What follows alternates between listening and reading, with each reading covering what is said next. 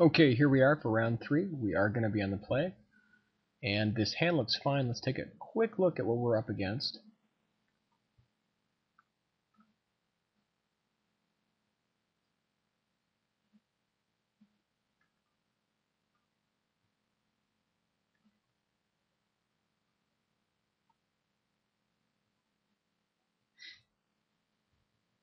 So it looks like white-black. See if we can find out any tricks. Okay, he's got atomic reinforcements, pacifism.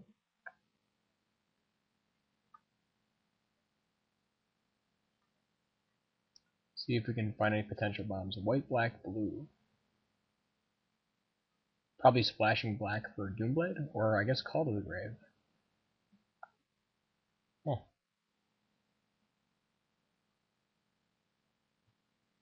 Alright.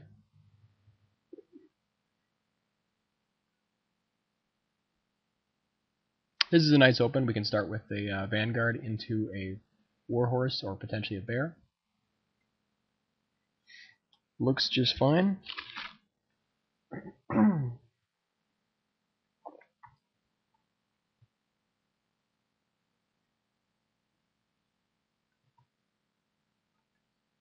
So while we're waiting, we just see what else he's got.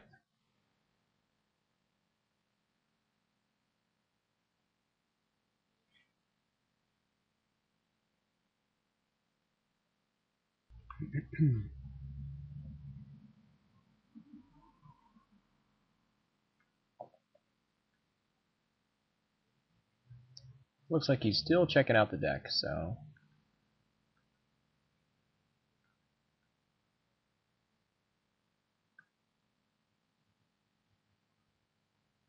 So my assumption is he's splashing black for the Call to the Grave and probably Doomblade or something like it. Maybe just Call to the Grave. He's got a Djinn, okay.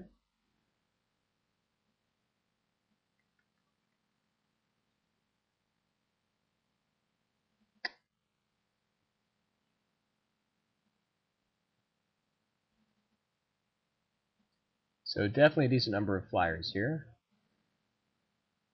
And Magic Online is lagging a little bit. So also playing a zombie Goliath, which is a little interesting. So I guess hard 3 colors. Huh.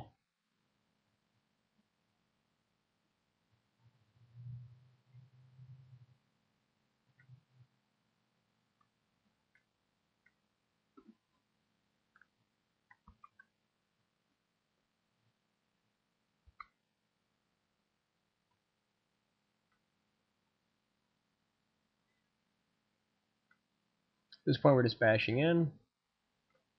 If we miss our land drop next turn we can just ponder. But here we definitely want to drop bears. And just stay aggressive.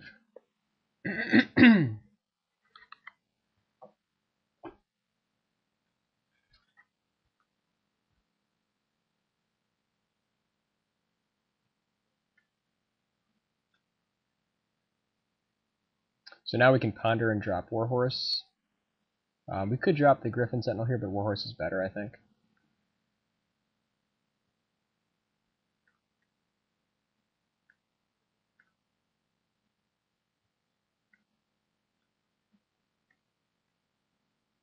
We want to set up our land for the next few turns. Okay, so we've got Veteran and Cancel coming. I think we just want to shuffle this away, to be honest. I mean, we don't want to be stuck on land.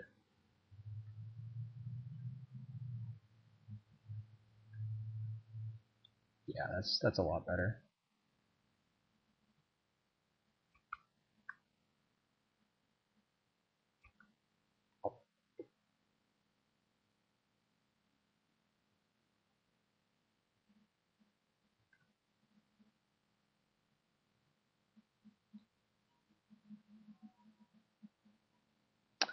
And Rock Egg actually doesn't really do much since we have all 2 power. We're no danger of actually killing the rock.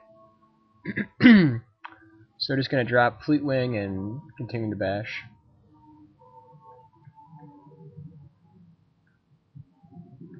Like, we could drop Sentinel here in case he attacks with, Alabaster Mage, but, I mean, we're just looking at putting in as much damage as possible. and maximizing our mana, so we don't care.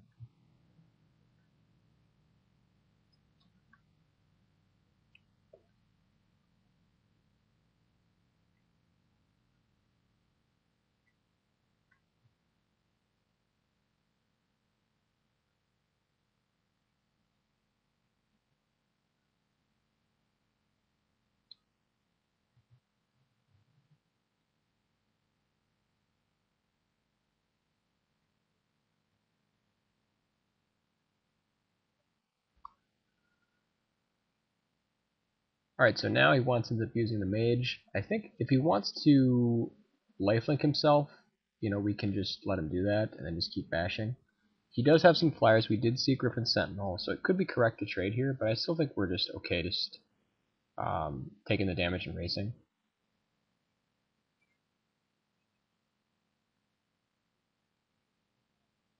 Because like next turn we drop Sentinel and then just keep bashing.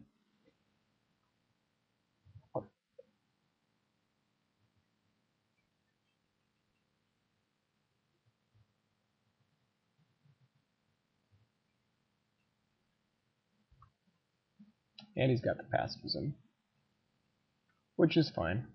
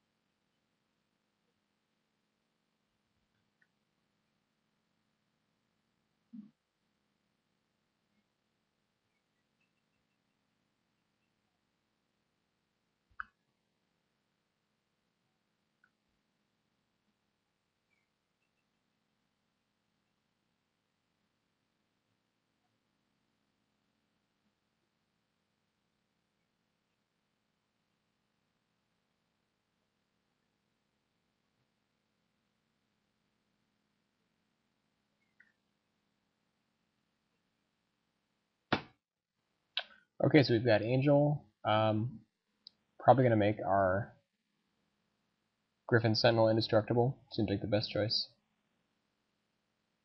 Like, we don't care if he trades here.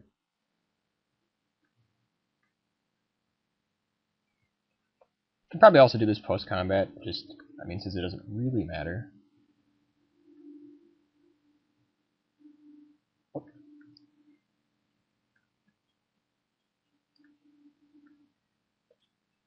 Just to make sure he doesn't have mana leak and he can use his Alabaster Mage during combat.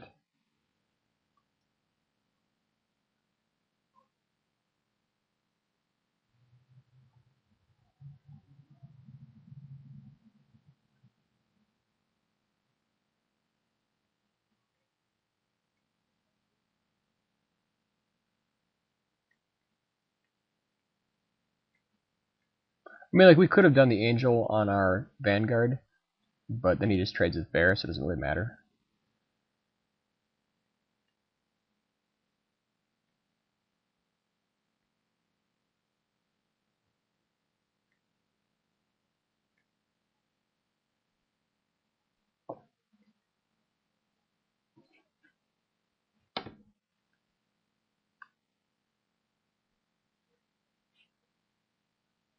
And at this point, we've got him dead on the table unless he's got something for Angel.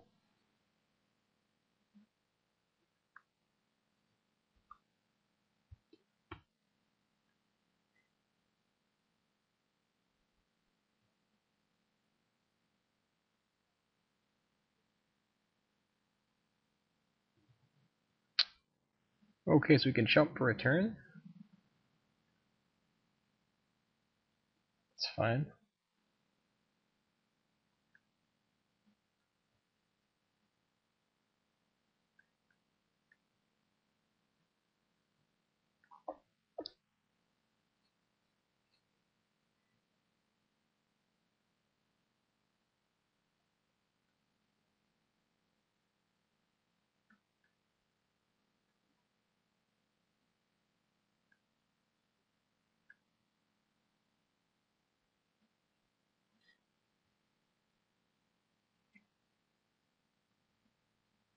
Like, theoretically, we could have done that main phase in case we like drew a land and could play it, but not a super big deal.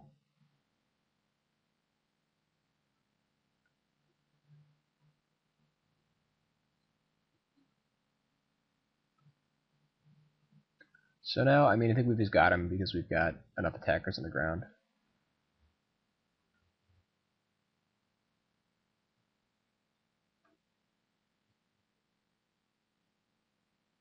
Yep.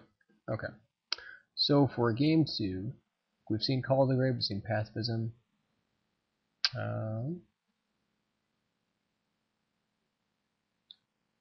If we had to demystify, we definitely would bring it in. Unfortunately, we do not. So what are our options here? He's white, blue, black. I think we bring in Negate for sure. Do we see any artifacts? Bring in the Harbor Serpent. Let's see, what else does he have? We already have one Negate. I'm not sure we need a second.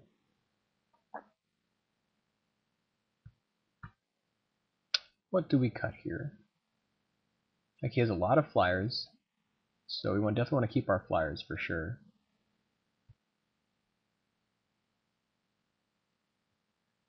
Pride Guardian's actually probably pretty bad against this deck, just because it's kind of slow, like he doesn't have much ground offense. Could potentially bring in like the second Negate. Don't know that we really saw enough to substantiate it. I think that one will be fine. So yeah, we'll give this a go.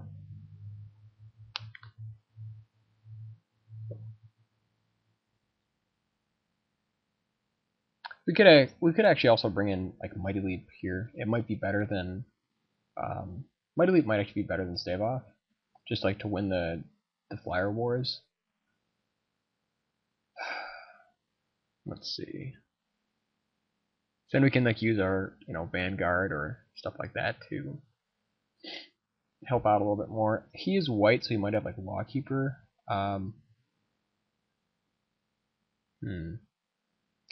Alabaster Mage. I think I'm actually going to take out the Bear and put in a Mighty Leap.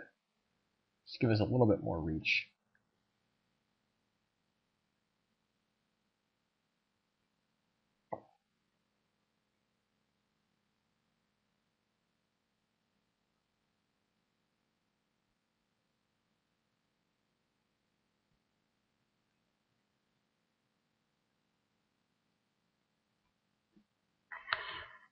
So he's playing first. This hand is just fine.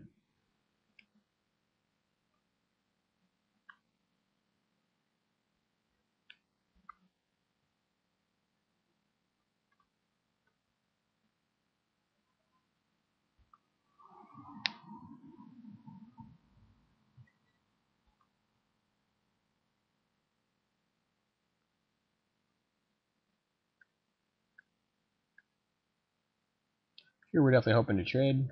We want to kill that thing as soon as humanly possible.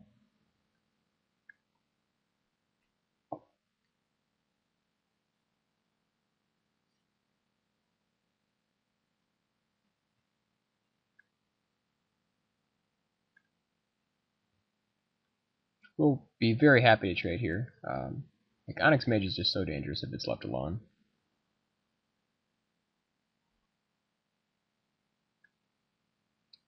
Yep.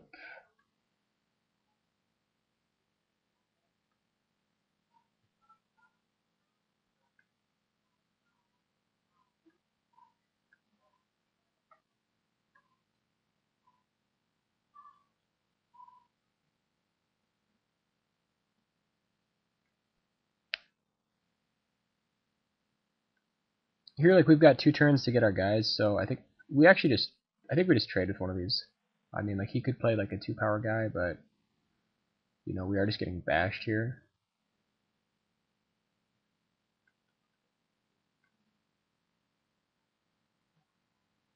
And like, we've got Elixir to get stuff back.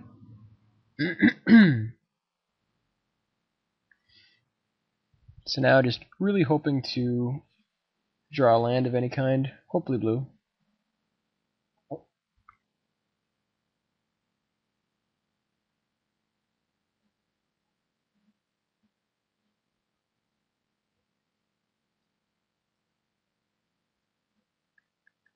Well, that was almost good enough as a land.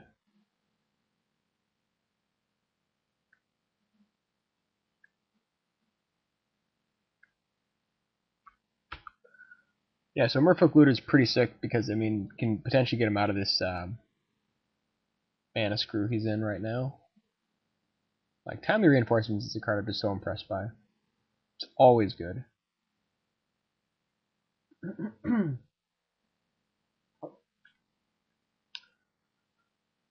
So now we just want to get our Sarah Angel online and then start the combo eventually.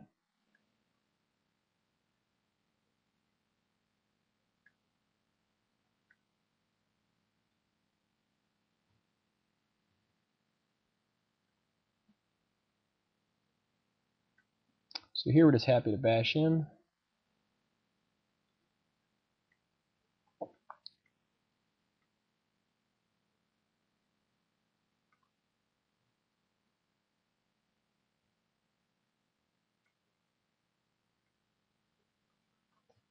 Like, you always want to feign the stave off even if you haven't got it.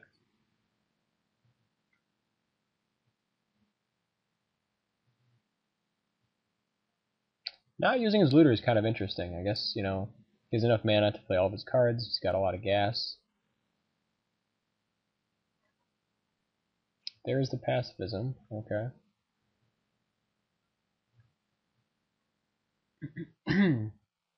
So it might have been incorrect to attack with the Solemn Simulacrum there. I mean, he can get us for quite a bit of damage here, so...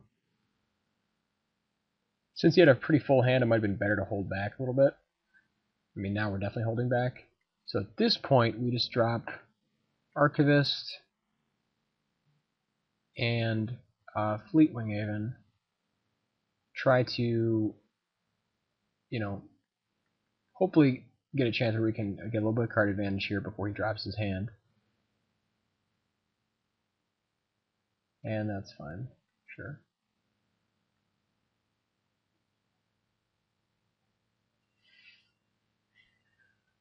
Since we're at 11, unfortunately we're not bashing here. Just need to hold off the beats a little bit.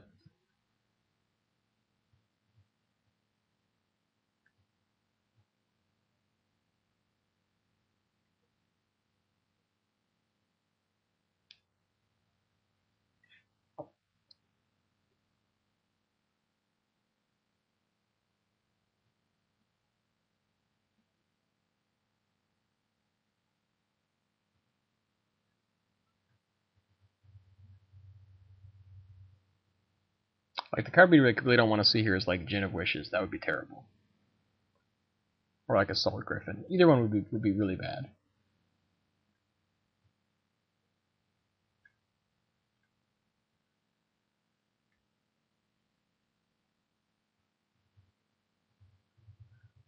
Unfortunately, there's the Gin of Wishes, so... Okay, so then we just drop that, drop the Merfolk. We could just go for the draw right now, just because we're kind of in trouble. It's not the worst plan, actually. I mean, like, we can wait till his draw step and get 3 cards instead, but... Problem with that is, like, if we can draw, like, some actual action right now, could really help. Like, Gideon Jura would be amazing, so I think we just do it.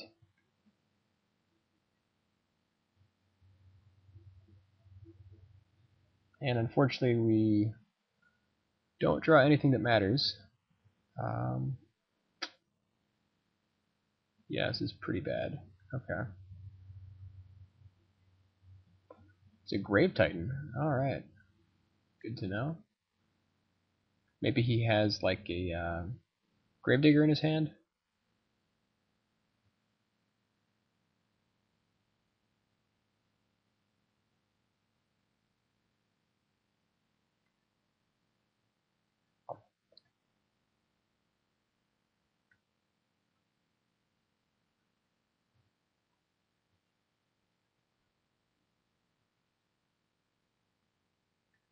Okay, there's the Mage.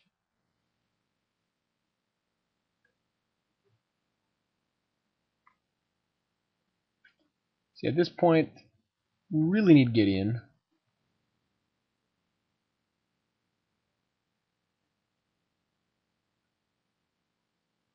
He's most likely just going to use the Jin's ability since he's already so much up on life.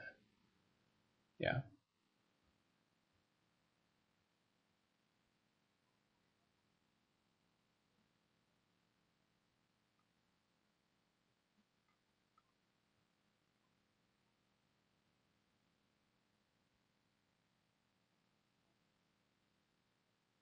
Okay, so now just need to draw well. We're giving him cards, but at the same time, like we need to draw Gideon. And that is not Gideon. Okay.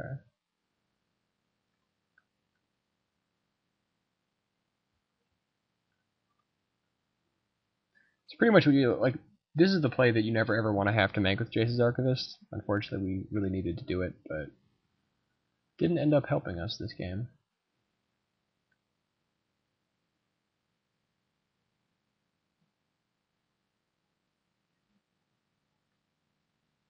I'm very curious that he's playing black and white and blue when he has double black for Grave Titan. Like, that just seems odd.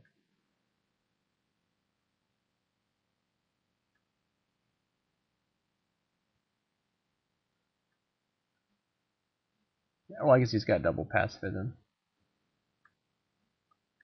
Yep, it's pretty good.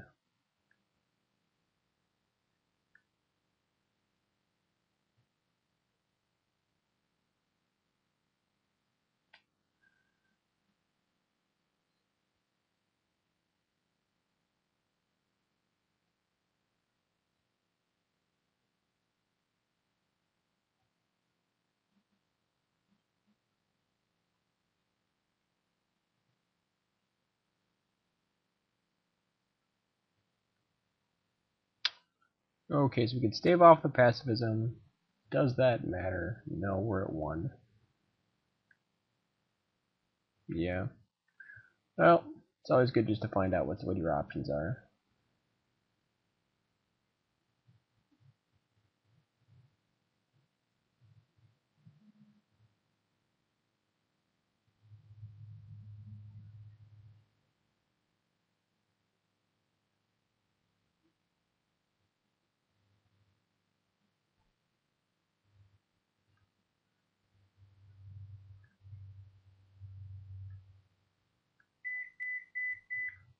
So now we'll get some more cards here. Okay, Mighty Leap on the Simulacrum, still at 1.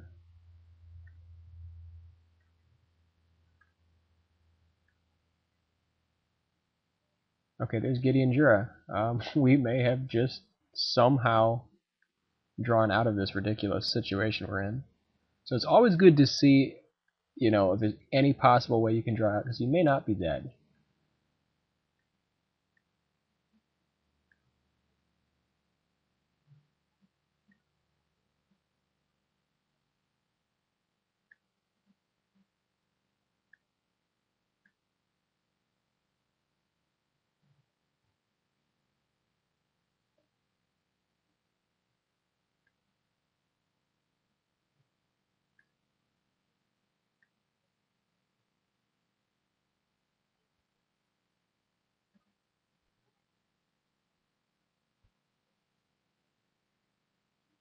I mean, we've got a long way to go here, but we could potentially get out of this situation.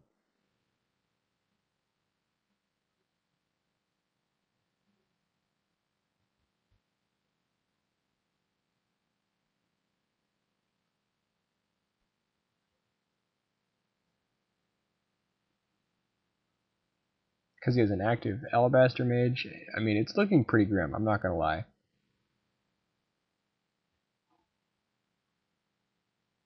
So, like, if we block Jin, Sarah Angel, block here, or block here, so that's 2, 4, 5. Gideon doesn't die. Okay, I'm all for that plan.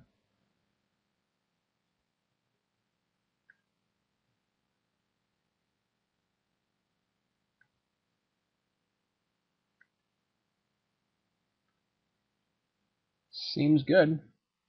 And we can use Gideon to... Yeah, we'll see what we draw. Potentially be able to Mighty Leap and do some other nonsense. Hopefully draw something relevant off Solemn Simulacrum. Pretty much the play is to empty our hand again, use this guy to get 3 more cards. Just keep doing shenanigans. Yeah, sorry, everybody has to attack. You don't have a choice. Thank you.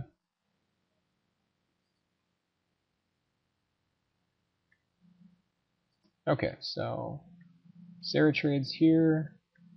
Merfolk trades here. Pick up the Oromancer. Gideon goes to 3.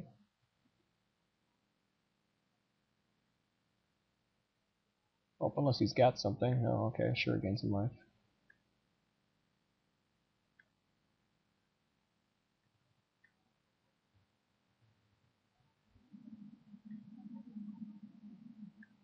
Alright, so now, do we need the Mighty Leap to keep Gideon alive? Don't think so. I think we drop Vanguard, drop Sentinel.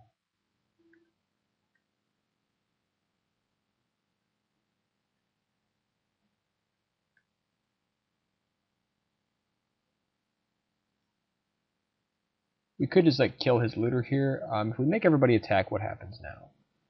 Everybody attacks. Griffin blocks here. We can Mighty Leap this guy to kill the other Griffin. Blocks here. Gideon goes to 3. Do we just want to draw more cards? I think we might want to just draw more cards.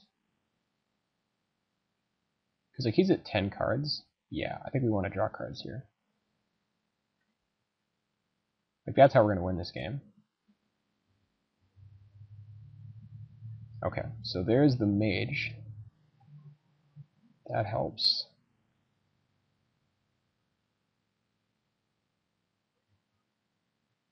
Gideon's going to fog for us. Mage will help us gain some life.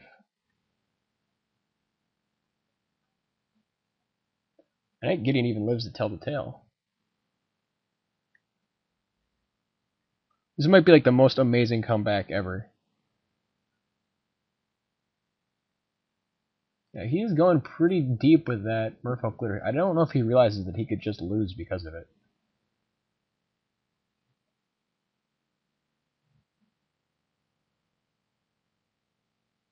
I mean, like if Gideon lasts for one more turn, I think the game is ours.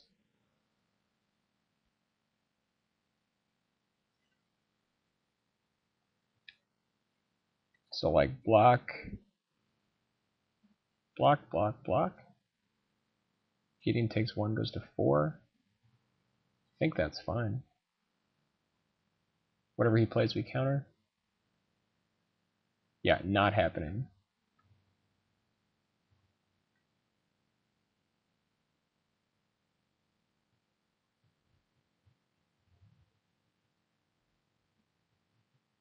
And a Skywind Drake. Okay.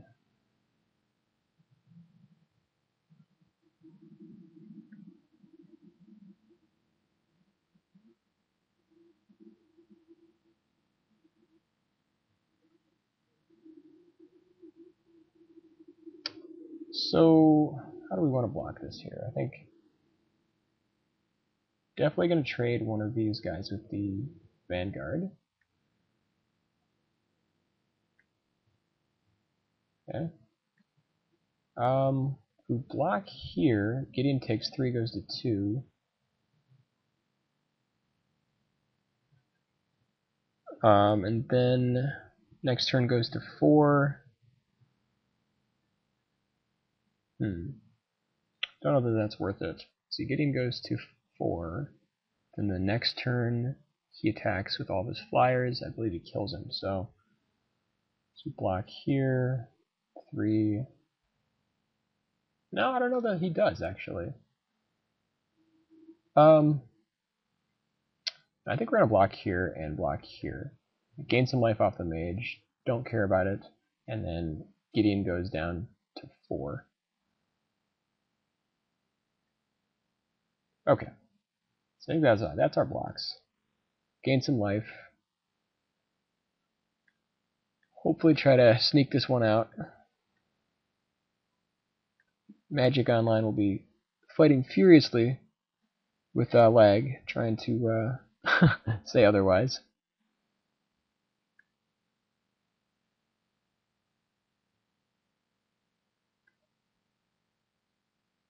Alright, so now we're going to give him some cards, just because, well, let's see, we need more cards, and we're happy to draw him out.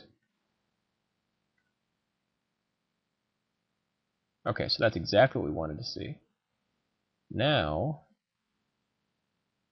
so we use Gideon. Do we even need to? Okay, actually here, what's the play? We bounce one of his flyers, I think.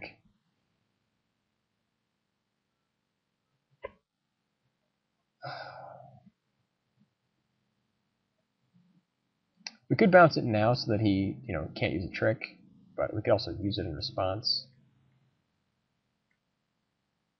I don't know if we play veteran though. I mean, because if we don't play veteran, well, Gideon takes 1 more point of damage.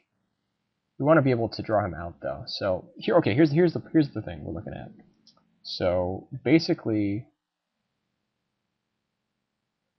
we want to make sure that we can deck him. If he drops his hand next turn, then we will not be able to deck him, I don't believe. Let's see, on our turn, if we keep everything in our hand, on our turn we make him draw 2. Yeah, I don't think we want to play a creature here. I think we just want to sit. It's like this way, if he has nothing, we, can have Gideon survive. It doesn't even matter if Gideon survives. He just has to be here long enough to get attacked.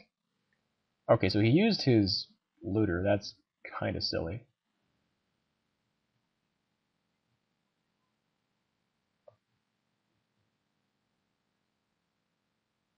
Like, he pretty much just gave us the game by using his looter there. I don't understand that. It's like now if he's got anything, we just unsummon. Because now, I mean, yeah, and okay, that's the match. So, incredible comeback, guys. Don't give up until it's absolutely over, because we were at 1, managed to stabilize, and turned it around. So, just keep that in mind. We will see you for round 4 in a minute.